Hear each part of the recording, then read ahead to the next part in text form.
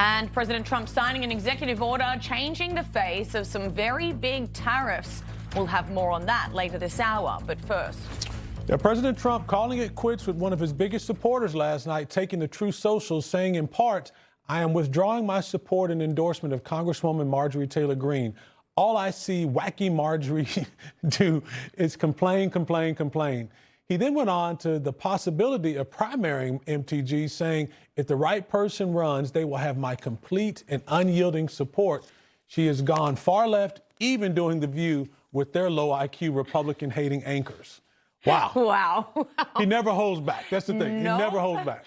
For more on this, we're going to welcome back former Black Media Engagement Director for the Trump 2024 campaign, Janiyah Thomas, and the host of Heartland Journal, Steve Abramowicz. We're also still joined in studio with our special guests, board member of the Independent Women's Forum, Congresswoman Nan Hayworth, and host of the Cut the Bull podcast, Charles Love. Thank you all for sticking around. So to Trump's point, okay, Marjorie Taylor Greene has appeared on a bunch of left-leaning platforms lately, criticizing Republican leadership, criticizing the president himself. Steve, what do you make of this about-face? He just cracks me up. Between him, Thomas Massey, and now Georgia's Marjorie Taylor Greene, Trump is just a social media comedian. I mean, it's hilarious. And you just can't cross him. If you step out of line from a Trump idea, he will blast you. He will put you on blast, as they say. So, yeah, she's going to have to either come around and say, yes, I agree with Trump, or no, I don't, and let the chips fall where they may come re-election.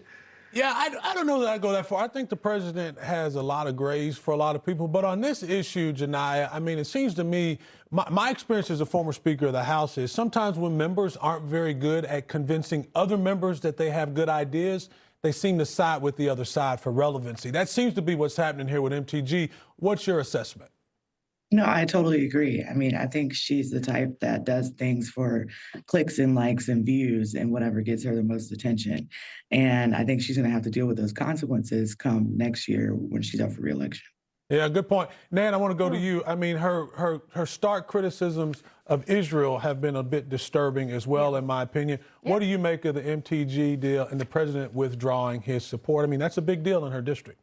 Well, yes. Look, she may be popular in her district, but we know President Trump is as well. And so she is playing a bit of a dangerous game in terms of her electoral possibilities, but she is an isolationist and a populist. Yeah. And that carries with it certain predictable consequences. If you are fundamentally an isolationist, then you're going to have a problem potentially with President Trump's really vigorous international activities, all of which have been have moved us closer to world peace, realizing that Russia-Ukraine is a nettlesome problem and that he faces many challenges, but he has made more progress than any president in recent history. But Marjorie Taylor Greene is probably hearing from her constituents that they want to see things happen on the domestic front. And I think it's a good early warning system for Republicans, you know, as to what we need to address. And the president is the best one to address these challenges. That's why he's changing his focus to affordability, because, you know, he's listening to what people are saying. Yeah, look, some of the things that Marjorie Taylor Greene has been saying for quite some time I find disturbing and a little bit, not a little bit, very controversial. Do you think now, having the president's support withdrawn, that maybe she will tone it down a little bit?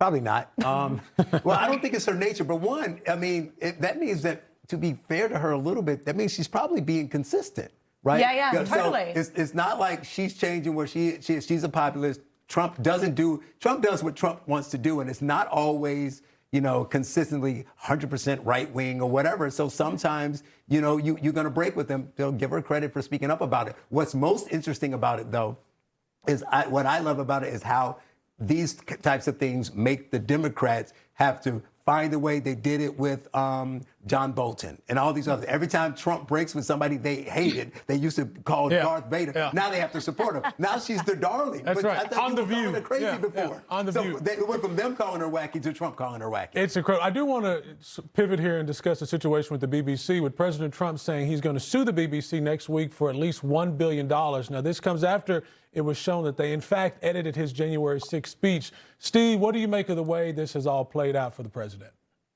The media has had such a rough go. This is on the heels of the 60 Minutes payout. I mean, I don't know what the BBC was thinking. They could have just looked at past precedent and said, let's not do that. But they went ahead and did it. And I think it's going to cost them. I don't know if it'll be a full $1 billion, but I think it's going to set them back quite a bit, because they just shouldn't selectively edit interviews, especially when you have somebody on the global stage. Yeah, it makes a lot of sense. Janiyah, let's get your thoughts here. We do know the BBC, in fact, edited and issued an apology. What do you make of that? I mean, I think the apology is too little too late. I think they had the intentions of misconstruing the narrative by editing the speech. Like, they knew what they were doing when they did it. And I think they have to suffer from the consequences of those actions. Yeah, agenda-driven media is such a big problem. Nan, you get the final thoughts here. Are you tuning on the BBC to get your news every day? And is this going to change your opinion of the BBC? No, I have not trusted the BBC for many, many years.